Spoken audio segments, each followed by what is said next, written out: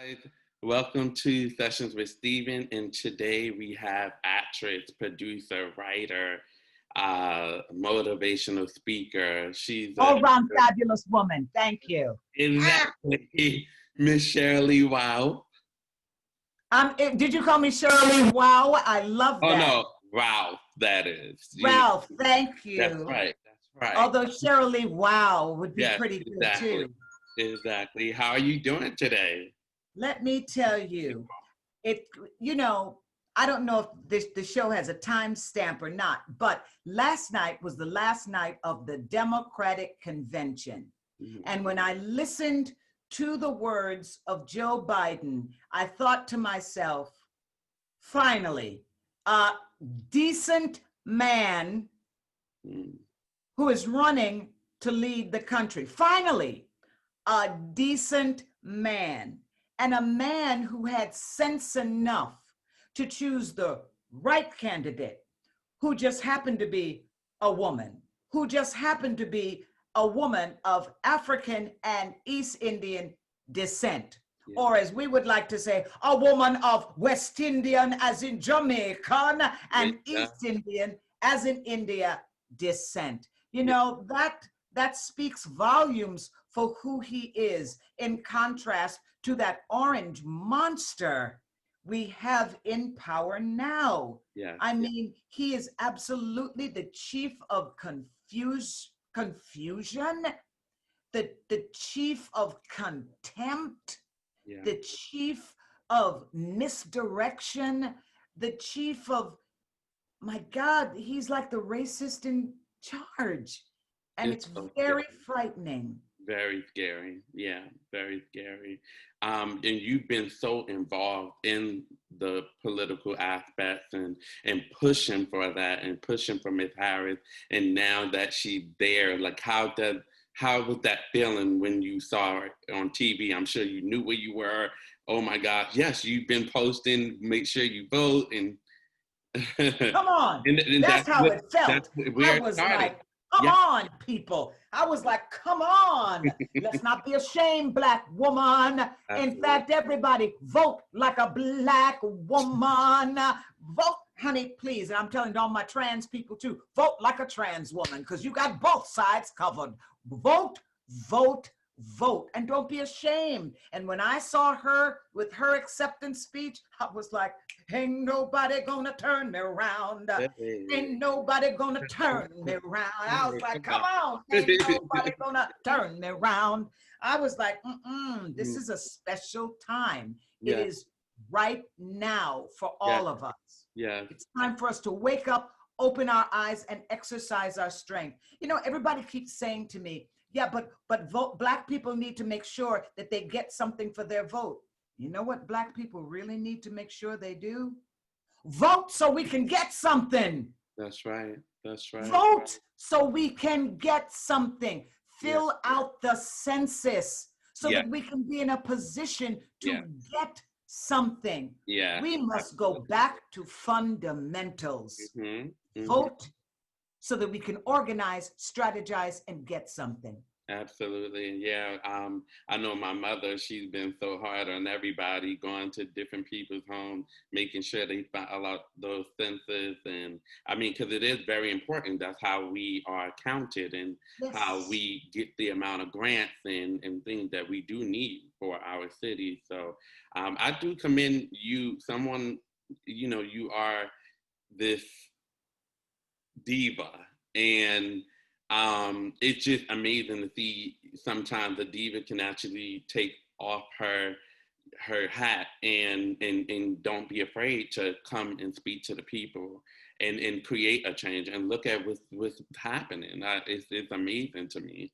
Well, let me tell you something. For me, and the audio version of my book is coming out, Redefining Diva, Life Lessons from the Original Dreamgirl, me. Yes, we'll talk again in a few months when that's coming out. But for me, Diva is an acronym. Divinely inspired, victoriously alive, awesome, audacious, awoke woman. It's not just about walking around throwing cell phones at people or ordering my silver and gold M&Ms. No, it's not about that. It's about being the kind of woman that can help people, period. Just because sometimes all people sometimes need a little help, even if it's just to remind them how fabulous they are, Yeah. you know? So for me, it's not just about big hair and bad attitude. No, in fact, it's about whatever kind of hair you can carry Yeah. and the best kind of attitude possible. So I'd be nothing if it weren't for the people I'm able to connect with. I would be nothing. Yes. And speaking of which, I mean, we just spoke a little about Dreamgirl. How was that experience being a dream girl? Because it's like once you become a dream girl, you're a dream girl for life. Come on, say it. Yeah. Hey, well, I can't say it like you could, but But that's it. yeah, Once a dream girl, dream girl. always a dream girl. That's right. I will never lose that status. You know, sometimes people have said things to me. They said, well, you can't be a glamour girl forever. How are you always going to maintain dream girl status? And I'm like, oh, excuse me. That's for me to do. Right, That's for me to know. right. All of this, oh, Right. honey, this is my job. Mhm. And if I keep looking like this, it's because God gave it to me like that. Yeah. God and the great goddess gave it to me like that. Yeah. And I'm not going to ruin it by being mean to people, cussing, fighting, carrying on, drinking too much, smoking too much, drugging all over the place. That's not me, Yeah. because nothing in divadom can cover up those pains. Yeah. Nothing can cover it up. It'll always be seen. And more than that, the people that you talk with, they'll always feel your pain, no matter how much you try to cover it up. That's very deep. Mm. That's and yet very true. Yeah, it is. With you being a brown-skinned woman and coming into the entertainment industry when you did, I can only imagine, especially for what so many people experience today. How did you get here? Is what, because I can only imagine. You know what? It's so interesting because sometimes I can only imagine. I remember so clearly being young and coming to America. I spent the first 5 years of my life back and forth between Jamaica, West Indies, and America. My mother, a Jamaican, born, raised in Jamaica, came to the United States, met my dad, married my dad, whose family started in North Carolina. The Great Migration, my grandfather moved up north. They settled in Connecticut. My grandfather, though, he had a car and he could fix anything. So he drove and he tested out all the northern cities, Chicago, Detroit, Pittsburgh, going into New England, and they settled on Connecticut. But when I got to America, that's when it became, and started school, that's when it became obvious that, people, especially children, are not always nice. Yeah. Don't speak a little differently. Then they're going to make fun of you. Don't look a little different. Then they're going to make fun of you. Don't be a little different. Like, be the one that's always raising your hand. Ooh, ooh, ooh, pick me, pick me, pick me. They sometimes make fun of you. Yeah. I didn't realize that sort of difference till I got in school in America. Yeah. But my mother always said, one, you're beautiful. Nobody listen to them because they're ugly. And if they're saying those things, it is proof to you that they're ugly. Right. And you are beautiful. My mother would say to me, you better keep raising your hands. Make sure you get the right answer, because no D in this house, no C in this house. And if you get a B, it stands for beating until you get an A. Oh, yeah. So, so, there were different levels to all of it. I had to survive. I had to thrive. Yeah. And getting older, going through adolescence, I was not the cute one. I was not the one to be looked at. Do you hear me? It was not me, honey. And I have the pictures to prove it. But my mother and my father kept encouraging me that I was beautiful, that I was smart, that I could do anything I wanted. Yeah. Okay, I'll tell you a secret. My mother was shocked when Barack Obama was elected president, because she was so sure it was going to be me first. Really? She's your biggest advocate. Okay. Yeah. So, I had to carry on. I grew up knowing that you have to look in the mirror and love what you see. And it really doesn't matter what anybody else thinks. It really doesn't. Yeah. As long as you think good about you, and not in a haughty way, and not in a, oh, I'm better than everybody way. It's right. I'm so wonderful, I can love you too. I'm so wonderful, I can see the wonderful in you. Right. I'm so wonderful, I can do this. And if I can do this, you can do this too. Yes, you can. Now, are you passing, well, clearly you are, but there's so many of the divas today, I'm not sure if all of them kind of carry that, because it was you out there, it was Jennifer Lewis out there, it was Shaka Khan out there, Aretha Franklin, all of y'all, and y'all always. Oh, I love it. You put me in the same group as Aretha. Well, I mean, you all were the divas, and of course you were acting, you were singing, you were dancing, you pretty much carried it all, and it just seems that nowadays we kind of lost touch of what a diva is. Now it's about, padding your private parts and selling that instead of, selling who you are and your talent and your beauty. I thought you actually passed it down to Brandy, and she actually recently came out and said about you that she wanted to be you. On the set of Moesha, you always coached her in acting, and she was like, I wanted to be Sheryl Lee Ralph. So how do we as people in this generation continue to keep passing down what our mothers and our grandmothers and fathers and grandpas have done for us? How do we keep it in this generation? You know something? And there are a few generations right behind me, at least two. My kids are millennials, or baby millennials, or I'm not even sure. My son is 27, my daughter's 24. So are they millennials? Yes. Okay, so my kids are both millennials. Yeah. I, as a mother, work on raising my children every day. Every day. Everything that was given to me by my parents, I did my best to give to my children. None of it was easy. None of it was easy. You have a lot of young people who grow up, they're stigmatized. Let's go back to what I said earlier, by their color. They're stigmatized by things like financial insecurity, poverty.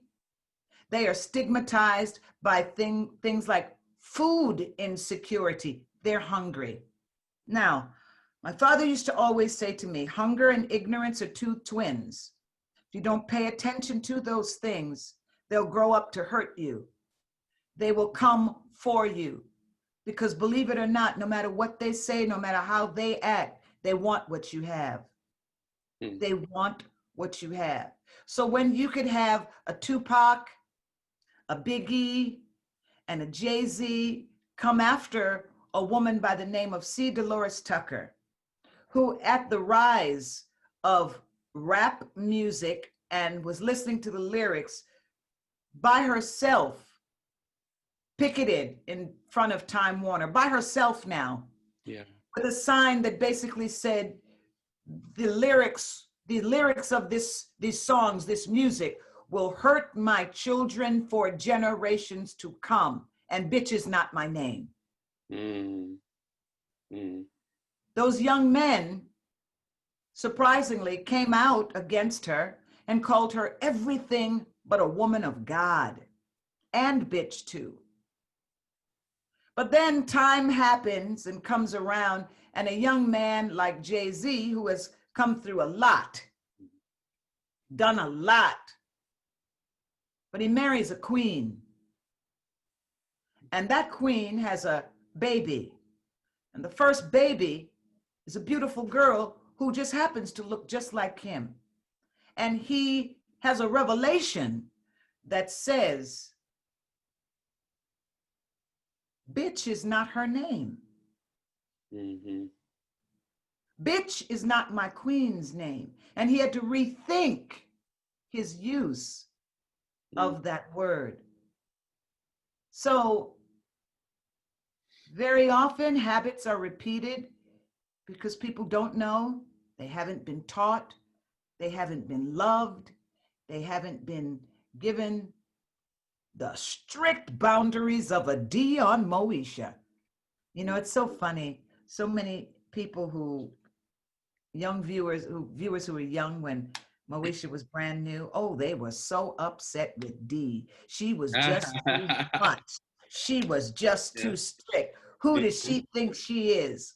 Now they're 35, Yeah. you know, and 40 maybe themselves. Mm-hmm. And the number of comments I get on social media saying, oh, Auntie D, I understand now. I get it. Girl, you were right. You know, it's about what you learn. It's about what you're taught. It's about how you're loved. And I've done my best to take my whole career so that young people could look at me and know that my career was a choice. I chose the roles that I chose with them in mind. I wanted them to know that there was more and there was better. Yeah. And we so appreciate that. And it's crazy how you just mentioned how, yes, because I was one of them, I just could not stand Aunt D. Like, why won't she just let Moesha go out and party? But then at a later age, yes, as I'm watching the reruns on Netflix, it's back on Netflix now. And yes. And now a little birdie actually told me that there are some conversations of a reboot. And oh, come on, reboot. Can we stop the conversation and just make it happen? What's the holdup? Y'all all still look good, especially you. So I would love to see, what Dee is up to.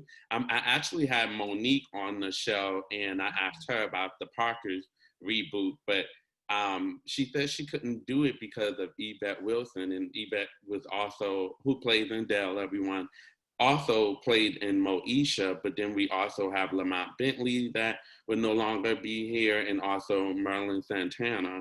So in a way, would you see the reboot of Moesha, you guys paying tribute in some form of way? Oh, let me tell you, there are a lot of things that I think would be great to pay tribute to, because Moesha was always wonderful about not shying away from the difficult subject, not shying away from racism, not shying away from birth control, sex, STIs, STDs, teen pregnancy. And I mean, that's just scratching the surface. Yeah. Wouldn't it be wonderful in a reboot to be able to acknowledge, just like we acknowledged in the first season of Moesha, the death of her mother? Yeah. We acknowledge the death of her mother. To acknowledge ovarian cancer and Andel's passing, or not to make it too personal, any kind of cancer at Right. all. To acknowledge the death of Merlin Santana, who was sitting in a car dropping off a girl. He was such a flirt. Oh my Was he? God. Yes, such a lovely young man. Mm, That was my experience with him. yeah. And then for him to be shot in his head, Yeah. what? Mm, Come on now. yeah. Lamont Bentley, who had taken the time for personal development to deal with his own personal devils, Hmm. drive through Mulholland Drive, fall asleep, and drive off a cliff. Yeah. It's very sad. It's Uh, just, and it's real life. What about oh my gosh, Bernie Mac, I was about to say it. I was about to say it. Yeah. Also, we had Bernie Mac, which was sarcoidosis. yeah. It wasn't until Bernie Mac's death did Mm, we even start talking about he was sarcoidosis. definitely one of the best. Definitely. Yeah. So in the 25 years since Moesha, a lot has happened. There's been a lot to talk about. Hmm. But you know what? There's some things that we need to clear up. Like one, where is Miles? Because Miles was kidnapped. So where is Miles? Who knows what that story might be? And I So know you all think that Moesha was pregnant and ran off with Ohaji, but was she? this is No, so good. thank you. We know somebody was, Yes. but was she? Yes. Absolutely. Right. I mean, she ran off with Q.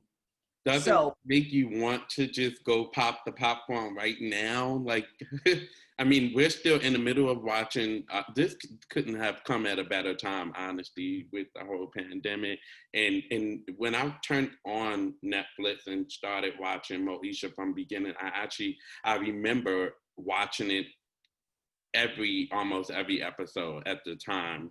It would be a school night, and I would be so excited. But I said to one of my friends, I'm like, wow, it's crazy that some of these topics that they're talking about is so relevant today that I personally did not even really understand fully at that time. that's And right. yeah, it's That's crazy. right. And I just remember my grandmother always saying, that's Sheryl Ralph. Like she always knew she, and I'm just like, who is that? Like, no, because I mean, I was a kid, so I really. Exactly. But then as I stepped into the world that I'm in entertainment and being a student, oh, I know who Sheryl Ralph is. You better know who she is. So, flowers to you. I know You. you're doing something on August 20th for AIDS and HIV, I believe. Oh my goodness, that is Southern National HIV AIDS Awareness Day. Okay. And for that, I just want people to know who listen to this. I don't care LGBTQ, straight, whatever, trans, whatever. I want everybody to know HIV and AIDS is still here. It is still here. Yeah. People still get HIV, people still die of AIDS-related causes, especially in the South, especially in places where people are marginalized and stigmatized, places where people do not have access to health care, access to testing. We're in this time of Corona, and I'm so mad because I love the idea of a crown. And Corona means crown. So Yeah. I'm like, this daggone Corona COVID-19, Right. you just messed up my vibe. Yeah. But it reminds me of the fight back in the day around HIV and AIDS. Tell you, Stephen, I remember trying to have the conversation with men and women about using condoms. Yeah. And how many people refused to use condoms. It didn't feel good. And I was always thinking to myself, well, I guess HIV and AIDS must feel better. Right. You know, Yeah. it's like trying to get people to wear masks now. Yeah. Oh, Crazy. it doesn't feel good. Well, I guess being intubated must feel better. COVID-19 Right. must feel better. And Right. I think to myself, are we still having to fight these struggles to get people to take care of themselves, even when they have a little bit of help at the end of their own arm?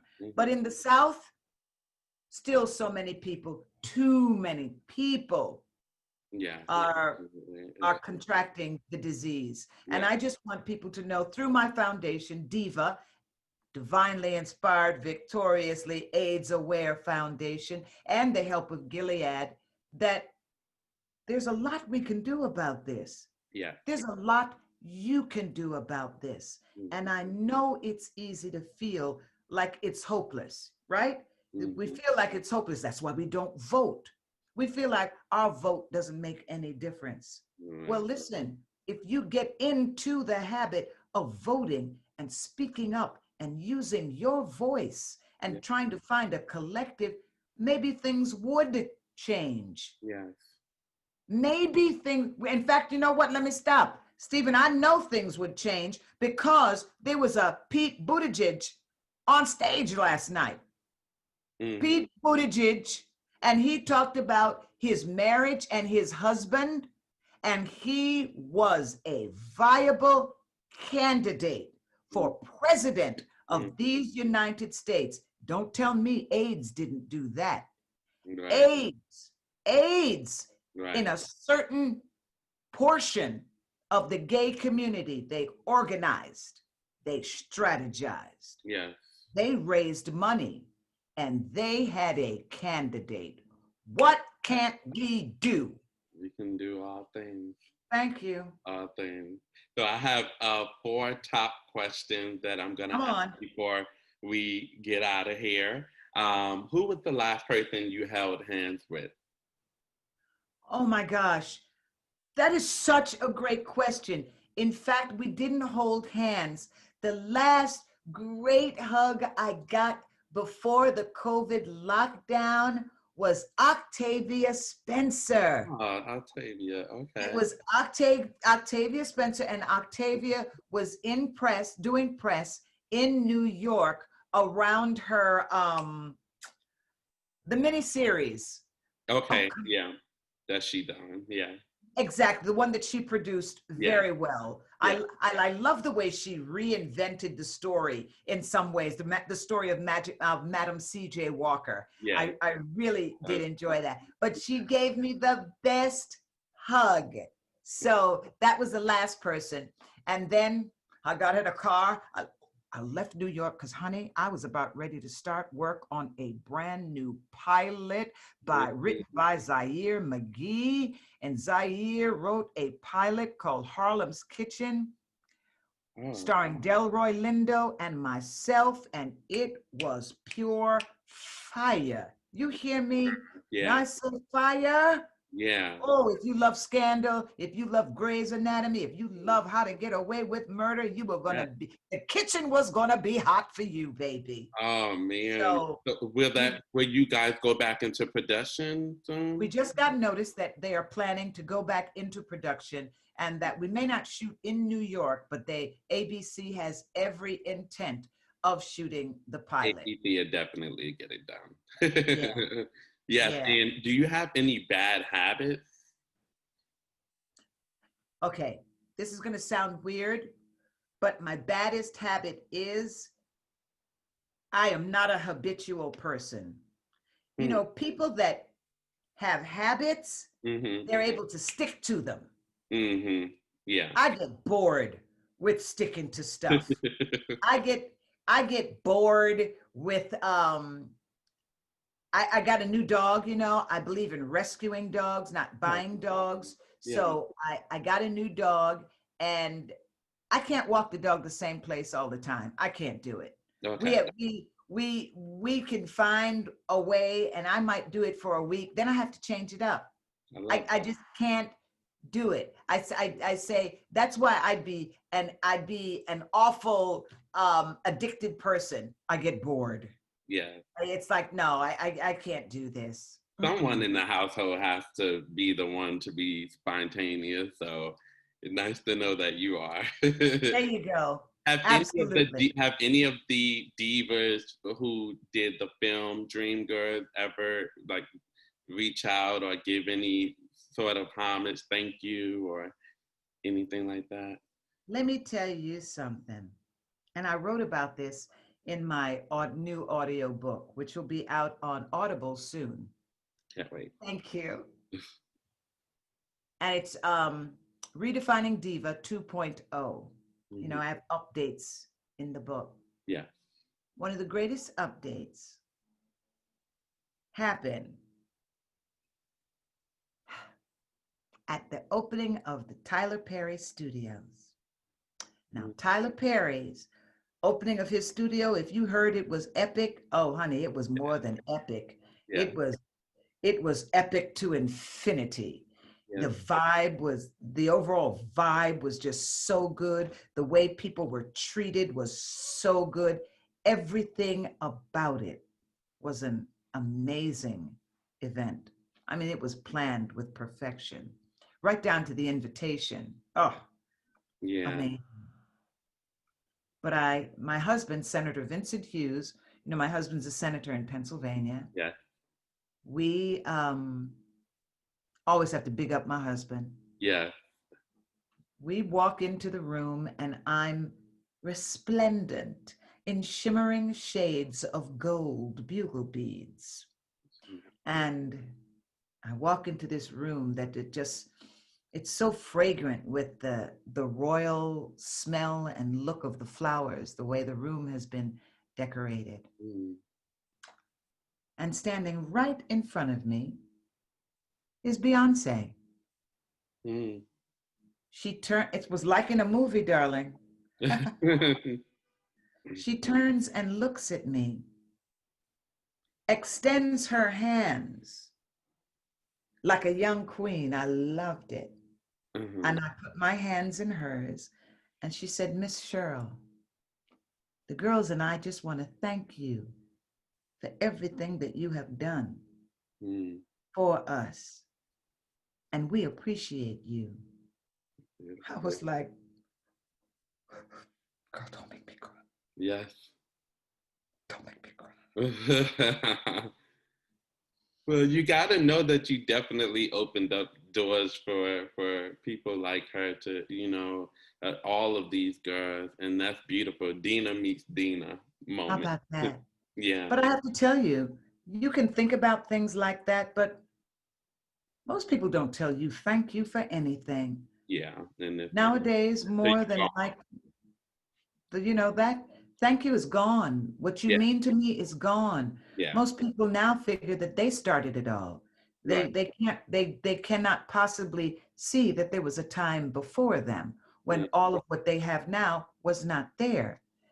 So it takes somebody truly mature, it takes somebody truly aware, it takes somebody with something special in their heart to reach back and say thank you, yes, you absolutely. know, or And to acknowledge someone that came before them, especially since I was absolutely, completely blocked from having any participation in the movie at all. And I really, was told, yes, I was told to my face, I would be a distraction.